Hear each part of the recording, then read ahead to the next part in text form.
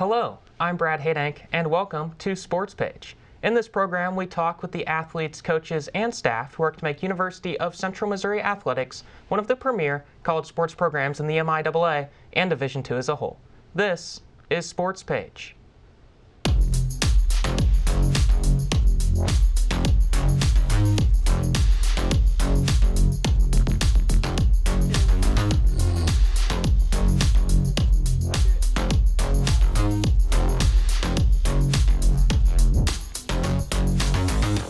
Our first guest today is Jennies softball head coach Susan Anderson. Coach Anderson has spent nearly 2 decades as head coach of the Jennies and has over 500 career wins. Coach Anderson was the fastest UCM softball coach to reach 100 wins, as she did so in only 3 seasons. These overall numbers have put Coach Anderson second all-time at UCM in career wins and winning percentage among coaches with at least 20 games coached. So with that, we welcome Coach Susan Anderson to Sportspage. Coach Anderson, thank you for joining us today. Thank you. Appreciate you having us. So this softball season thus far is about halfway through. How do you gauge UCM softball's success so far this season? Well, I would say I'm super proud of how we've done this year, just because I feel like we've grown in a lot of areas that we struggled with last year. And like, if you look at our offensive numbers, we're producing a lot more offensively than we did last year. Plus, our pitching staff is doing a great job. Brooke Weimer just pitched a no-hitter with Laney, who you've talked to, and they called their own game, so that was pretty special just to see what our pitching staff has been doing as a whole. And then defensively, I think we've stepped it up in big ways. And I feel like the losses that we've had quite a few that have been one-run games, and we always try to say, like, when you lose, don't lose that lesson. Like, there's always a lesson to be learned, and I feel like we've grown a lot in that gritty aspect of knowing what we need to do next time. So I feel like we've had lots of learning moments, and I'm pretty excited of where we are, but we still have a long ways to go because the MIAA conference is a gauntlet. And you may have just touched on it a little bit, but as head coach, as you progress through a long season, what is that overall message to the team? I feel like it's trust the process. You're always trying to get better. You want to try to get 1% better every time you step out on the field. Like, even when we play catch, it's one of those we try to say, like, you're not just warming up, you're trying to make yourself better, because every single rep that you do at practice, it's about making yourself better fundamentally, and it's a lot to do with those small things add up to be big things. So I just feel like just continuous progress throughout the entire season. Looking at your individual coaching success, you have over 500 wins at Central Missouri alone. How have you found so much success as a coach? Players and our coaching staff. I just feel like a lot of it goes to players and then buying in and wanting to get better, and just it's not just talent alone. I feel like that's one thing that you have to find that fight in the dog, just because when you step out there to play, it's not about who's the best team. It's about who's going to get in the biggest fight to do whatever it takes to win. And so I just feel like it's a lot to do. The credit goes to the players just because of them wanting to succeed as much as they want to, plus just surrounding myself with great coaches. But deep down, it's all about the players. Looking at your success as a player, I mean, it was a plethora of success. Your playing career at UCM led to an induction in the UCM Athletic Hall of Fame in 2009. Being a Hall of Famer is something that not a lot of people get to experience. Is there a way that you can put that into words? Oh, gosh. It's hard. It is a great honor.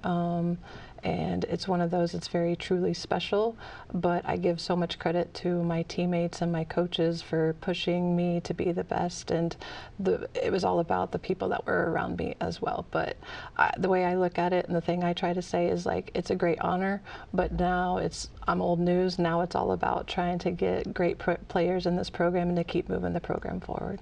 Looking at the beginning of your coaching career, after your playing days at UCM, you began as a graduate assistant at UCM. That was your first coaching job. How did that experience shape who you are today as a coach?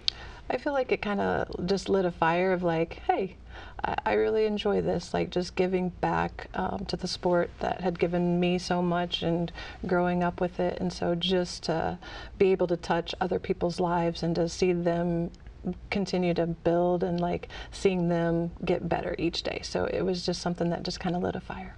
from there, you had a stint at St. Mary's in Kansas, and then Dakota State in South Dakota, and then Northwest Missouri State. I want to focus on that Northwest Missouri State job. That's a MIAA rival for UCM. Was it weird after being a player and a coach for a year at UCM to end up at Northwest Missouri State? I was going to say it was a little bit different being in green, just because deep down in my heart it's always been red and black. But after being in South Dakota, the winters are rough. When I was up in South Dakota, the very first year there, we actually broke the record for the most consecutive days that the snow covered the ground. The snow came in at the end of October, and it did not leave until April 11th. And I was just like, how do we play softball in that type of weather? So when the Northwest job came open, it was just like, hey, this is a great opportunity to get back into the MIAA, which is a well-respected D2 program, one of the elite programs in D2. So it was just a great opportunity to get back into the MIAA, plus being able to come further south and to get out of all of that snow. So it was a great opportunity, but it was a little bit of, man, deep down in my heart, it's red and black, but was wearing green. And looking at Northwest Missouri State for one more second, the rivalry with UCM seems to be a little deeper than just a conference rivalry. I think it's safe to say that the schools don't necessarily like each other all that much, especially in athletics. So with that, could you talk me through the process of transitioning back to UCM after being at Northwest for those 4 years? Gosh, yeah, I was going to say it was great to come back home. I mean, that's the easiest way to describe Central Missouri is home. I'm not originally from Warrensburg, but just being here as a player and as a coach, just the people, the community, all of the professors, it's home. It's an amazing place, and it's the people that make it. So to go from Northwest to UCM, it was coming back home, and it was really special because I followed in the footsteps of my coach, because Coach Summerall retired, and then that's when this job became open. So it was special to follow her just because of everything that she instilled in us as players and in this program. But it's just fun to try to continue that legacy of Jennies softball here. Then moving into your first season as head coach for the Jennies, you led your team to the NCAA Division II North Central Region Tournament. That was for the first time since your playing days in 1997. How special was it to be the one to lead the Jennies back to that spot? That was a special group. I mean, I feel like you have memories with all the different teams, but that first year here, truly special because it was a senior-led team with a lot of talent, and they just really just bought in, and there was, like I said earlier, there was just a lot of fight, and there was like that strength of the pack and everything like that, and just never say die until that last out. And that's just something that we always try to instill in all of our players, is we want to try to get back every year to the postseason, just because it's such a fun experience for the players, coaches, the fans, the parents. It's just a really special opportunity, and so we always want to try to gun for that. Looking at the team this season, you have a roster of 16 players. A lot of times people compare baseball to softball, and when you do that, 16 is not a lot at all, but part of that is due to not needing nearly as many pitchers. Could you maybe explain to our audience why that is? For sure. I was going to say pitching staffs for softball, it's a little bit more natural motion. They could actually pitch back-to-back games. Obviously, we don't want to try to do that just because at the end of the season, we want them to be able to go as long as and be as efficient as possible. But with having a smaller pitching staff, it makes a big difference just because of them continuously pitching, and then like our staff does a really good job of complementing each other. And so I feel like with the 4 pitchers that we have, their strengths and weaknesses are, they support each other in that role. And I feel like the thing that's been big is they're there to support each other. Like if one person's not having like the greatest day, they know the next man up has them, and then on the opposite day it might be the roles reversed. But I feel like having a smaller pitching staff has really helped. And then also with having a smaller roster in general, they're very close-knit. Like we've worked really hard this season on the mental game and just really redefining like what our culture is truly about. And like our hashtag is WeFi, which is with each other for each other. And I feel like this group has really run with that, and you see it daily with how they're playing for each other. And they always make comments about just being encouraging and supportive. And you know what? if somebody makes an error, if somebody is having a bad day, somebody is there to pick them up, and it's really special to see that. And we know like not all of the weight is on the pitchers. The pitchers know, hey, if I put in a good pitch, my defense has got me. And same thing offensively. It's just about trying to get timely hits and pass the bat. But I just really feel like just really instilling on the mental approach, because as we know, baseball and softball, it's so much of a game of failure, and so sometimes that failure can start getting into your head a little bit. And so I feel like we've really tried to hit upon the mental approach, and like I said, with those mental meetings, we've just really been trying to trust the process, really working on our routines, trusting each other, and just it makes a big difference when you can trust yourself and release those errors and be where your feet are. We say that a lot, be where your feet are. It doesn't matter if you're 0 for 3 and you're coming up to the bat. All that matters is that at bat right then and there. And then same thing, like I feel like the defense has really been behind the pitchers, knowing like, hey, I don't have to strike everybody out. My defense has got me. So it's a really lot about that unity, trusting, and then just really the strength of the pack. Looking at your coaching staff this season, when you look at that listed, at least on the website, you have 2 dogs listed on your coaching staff. Bara Eiler is listed as the designated puppy, Ricky Anderson as the base running coach. I feel like there's a story here. Could you take me through that? I was going to say Jeremy's dog comes out quite often to practice, and it's almost like kind of like a therapy dog. I know she's not a therapy dog, but it's just, dogs are great. You could be having the worst day of your life, and just to go and see the dog and to pet her and stuff like that. But Bara is so well trained. She's Jeremy's little shadow because she's such a scaredy cat. So she basically follows Jeremy everywhere, and she's not going to go anywhere, but she's so well trained, and the girls love her. And like I said, it's just it brings a smile to your face anytime that you come out to the field and you see her. In regards to Rookie, my dog, she does not come to practice because she's not as well trained. Like, she would be in and out, and so that's why she's the base running coach, because if we brought her, she would just be running, and who knows when we would catch her. But it's fun to have them on the roster, and kudos to the baseball team because we actually got it from them with having Lebowski on their roster. But like I said, Bara's great because she does come out to our practices. And then while we just have a couple more seconds here, looking at the rest of your coaching staff, we talked about 2 of your coaches, so the rest of them, if you will, could you just in a couple words explain how important they've been to this squad? Oh my gosh, I was going to say we've got Keeler Van Bruzigen and then Laura Lockert. They're our volunteer assistants, and they're not around as often, but Keeler was our GA last year, and she's doing clinicals with speech pathology, and so that's why she's not around as often. But we've really let them take the lead in our mental meetings, just so that way they can kind of, like I said, we've been really focusing on that because so much of our game is a lot to do with the mental. Like, it's not just the physical, it's not just pitching, it's not just hitting, it's not defense. A lot of it is the mental side, and so they have really taken the lead on that, and so that's been a game changer for our program. And then Taryn, she works with our pitchers as our GA coach, and then Jeremy's obviously like with the hitters and with the catchers, and he also works with the outfielders. But it's a collective whole, and it's kind of like with the team, everybody has their strengths, and it's just like you put them all together, and it's a well-oiled machine, and you just really want to try to keep pushing the girls so that way they can keep getting better every day. Well, Coach Anderson, thank you for spending some time with us today. Absolutely. And best of luck on the remainder of this season. We're going to take a quick break, and when we come back, we're going to meet Jennies softball player Laney Killpack. We return right after this. Welcome back to Sportspage. In this next segment, we will be joined by Jennies softball player Laney Killpack. Laney is in her 4th season as a player for the Jennies. The senior catcher, originally from Raymore, Missouri, recently caught UCM softball's latest no-hitter in a 3-0 victory over Missouri Western. So with that, we welcome Laney Killpack to Sportspage. So Laney, thank you for joining us today. Yeah, thanks for having me. So you caught that recent no-hitter. The pitcher that game was Brooke Weimer. What, in your mind, from behind the dish, was working for Brooke that game? I think she was really effective down and away on this team, and we knew that coming into it, they were not as good as they have been in past years hitting-wise, so we really just had to work hard to keep them off the bases, and it worked out really well for her.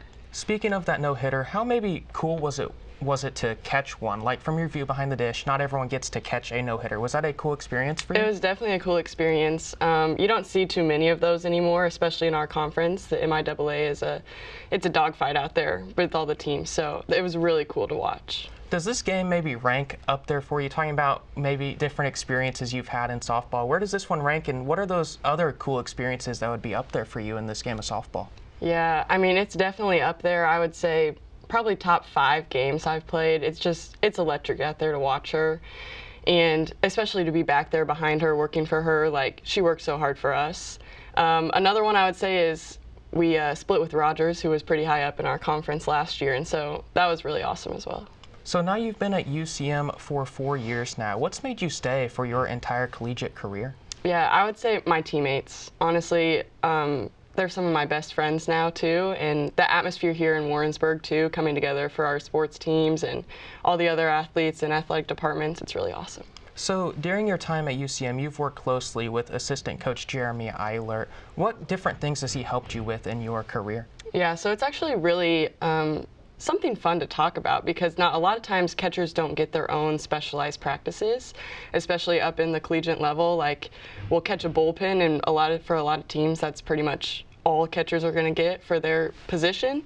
So watching and being a part of him taking the time out, and we have our own separate practices outside of the team, like, it really helped, and you can tell when you watch other teams' catchers compared to ours. So when you talk about that, maybe more specifically, what are those certain things as a catcher that you go through with Coach Eilert? Yeah, so we do a lot of framing drills and really break it down, working on staying underneath the ball and moving the ball up. It's just a lot of things that are the little things, probably a lot of people would think, but they make a big difference. So originally, when you first got into softball, or whenever you became a catcher, what made you want to take that position as a catcher? I just love being back there working for my pitchers, and I think it's a good spot. I like being able to see all of the plays unfold. I'm the only one facing and can see the whole field at one time, so I think that's pretty cool. But yeah, I just love being a part of every play and really working to keep my team together and going forward. And then going back to the very beginning, originally, what got you into softball in the first place? My older sister played softball for a while, and my dad played baseball. So it was kind of just, I played t-ball, and then I loved it and kept going with it. So from a catcher's point of view, how do you do it game after game? It's a very demanding job back there. How do you stay fresh and keep going through a whole season? Yeah, I will say our athletic training department here is amazing. I am in there all the time, icing, stretching, doing things to kind of rehab after games, before games, stuff like that. But yeah, definitely taking the time to rest when you have time and making sure you're stretched and ready to go. And you talked about family ties to the sport. For me, like, my brothers were catchers. I never was. I did about everything but that. But I've always wondered, in a pressure situation, there's a runner on third base. Is there a lot more pressure on you as a catcher, or is it more second nature? You're not really worried about it? I think you can definitely feel the pressure. I think the biggest thing is to make sure you don't let it get to you, right? Like, trust your pitcher is going to get you out of that situation, and them trusting you that you're also going to make a play and keep them at third base. So. And another thing that people ask a lot, when there's like a mound visit, you see a lot of people talking in their gloves. You don't really know what people are saying. Is there an overarching message that you normally give to pitchers when you go out there to the mound? For me, it depends on the pitcher, because there are some you need to go out there and, tell them, hey, like, this is what I'm seeing, this is what you're missing, stuff like that. Like Brooke, for example, like, she needs you to be a little more analytical in what you're talking about. And then we have other girls on the team, other pitchers who, they don't want to talk about softball. So go out there, tell them a joke or, something completely random just to get their mind off of what's going on and help them relax a bit. And then one of your other big jobs as a catcher is to relay the signs or call the pitches yourself, however that works. I know Major League Baseball is PitchCom now. Do you get those benefits in softball, or are you still signing? How does that work? Yeah, so we actually have a little earpiece, and our coach has a mic, and so it comes in through our ears, and then we give the signs out to the pitcher. So how is that working, especially in that no-hitter game? Yeah, actually that game our coach was out of town, so I called pitches that game. But normally it's worked really well for us. There's a few times, technology is technology, so we've had to work our way around that, but I like it a lot. I think it makes the game go a little bit faster. And you were talking about earlier how you know those pitchers, you know what to say to them. There's only 4 pitchers listed on the softball roster this season. Does that help you out to be able to know them more personally, know their arsenal better? Does that help you as a catcher at all? I would definitely say it does help a lot. You get more one-on-one time with them rather than like, oh, I've only caught you a few times because we have so many. But yeah, I definitely have a good relationship with all of our pitchers out there. And has that been normal for softball teams you've been on? I know softball, it's more of a natural motion when you throw, so definitely not as many pitchers as baseball. But is that number of 4 normal for softball teams you've been on in the past? It really depends. I feel like before I got to college, it was pretty normal, but since I've been here the past 3 years, we've had at least 6 normally. But this year, they work really well off of each other, so not having as many isn't really a weakness for us. I think they play well to each other's strengths. So to get to this level where you are now, you must have been around the game for a long, long time. Could you take me through maybe those younger years of playing softball? What did that look like for you? Yeah, so again, I started out playing t-ball, and then the way it worked for the city that I lived in, we went on to coach pitch, and then I actually missed the years of machine pitch that you normally have, so we went right into kid pitch. And then I just kind of kept going from there, kept getting into, you know, better teams, better leagues, stuff like that. And then you make your way to high school, and then here you are. It goes by really fast, for sure. Yeah. Have you always been a catcher in your time? I actually, well, when I was really young, I started out in the infield, then got moved out to the outfield, and then I started catching probably when I was about 10, I would say. And then I've been a catcher outfielder until I got here, and then I really specialized on catching. And then another thing that you need to get to this high level is a lot of support in your life. Who have been some of those biggest supporters for you in your career? Definitely all my teammates throughout the years. Me and Lexi Blackman have played on the same team since T-ball, actually. So getting to play here was really fun to keep that going. I would say my parents definitely, like all the travel ball expenses and being there, and you know, even now, like making the far trips away to our games is just amazing. And then definitely all the coaches I've had growing up too. Yeah, so now shifting our attention to this season for a second, it's about halfway through. How do you gauge Jennies softball thus far this season? Yeah, I think we have a lot of young talent this year, and we've definitely come together more as a team, and I think we're, you know, making strides to being a really well-shaped team this year, and I think we're going to get into a lot of really good games against some of the better teams in our conference. So. And this team, talking about those better teams, you faced 2 ranked opponents thus far. Number 23 at the time, McKendree, where you won 11-10 in 8 innings. And then number 5 at the time, Augustana, where you fell 1-0 in 8 innings. Are those results encouraging? I know you would rather be 2-0 in those situations, but still taking those teams down to the wire, winning 1, dropping 1 by 1 run. Is that an encouraging outcome for you all? Absolutely. I think, you know, seeing that helps you know you can play against those really tough teams, right? And so even when you're having an off day and maybe you lose to a team you shouldn't have, you're like, but we know we can play up just with the best people in our league. So.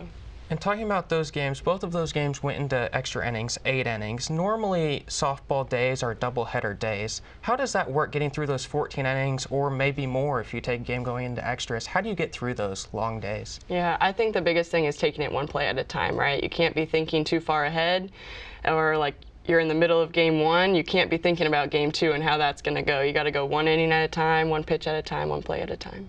So looking at this Jennies team this season more overall, what would you say are some strengths of this team this season? Yeah, I think our team is really encouraging, you know, so you know if you're going to make an error or something happens, something bad happens, we know that we have the support of our teammates and our coaches, and we're going to fight tooth and nail to get right back in that game.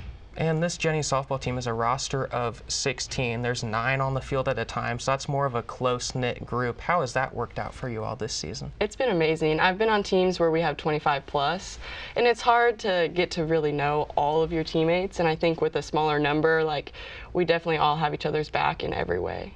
Looking at you more individually, your major was in molecular and cellular biology. What made you decide to get into that in the first place? I've always loved science. Growing up, like, science was my favorite subject, always, and then COVID happened, and I got really interested in infectious diseases and all of that and how that works, so I think that really sprang forward into the cellular and molecular path, but I've always loved science. I find it super interesting. Especially with a major like that and then playing softball, how do you balance that academics and athletics aspect?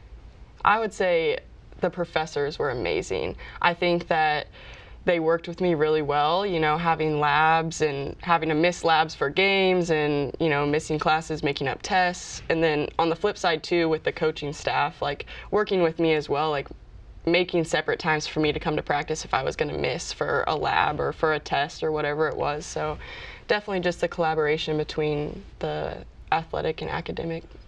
And then looking back at your high school days of softball, you achieved the career record in hit by pitches at the number of 19. You have to have a certain level of toughness to reach that mark. How has that toughness helped you in your career as a player?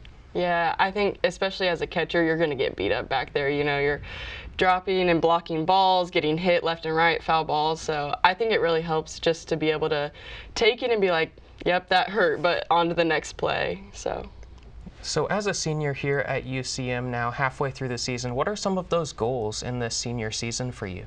Yeah, I think one of my biggest things is just be the best teammate I can be. You know, like this is the last year, and in 10 years from now, am I going to look back and remember that one game that, you know, I didn't play so well? No, but I'm always going to remember like how good of a teammate I was. So that's one of my biggest things, and then I really want to get out into the conference tournament and win. So while we just have a few more moments here, if you could describe this Jennies softball team to anyone who's maybe not followed them at all in just a few words, what would you tell someone? I would say unity. Our like phrase this year is with each other, for each other. And so I think we really embody that, and being able to trust each other and work for each other has really worked for us. So I think unity would be the word I would use. Well, Laney, thank you for joining us today, and best of luck as you continue your senior season. That's all of the time we have for this episode. I'd like to thank our guests, Coach Susan Anderson and Laney Killpack, for joining me, and hope you'll tune in next time for Sportspage.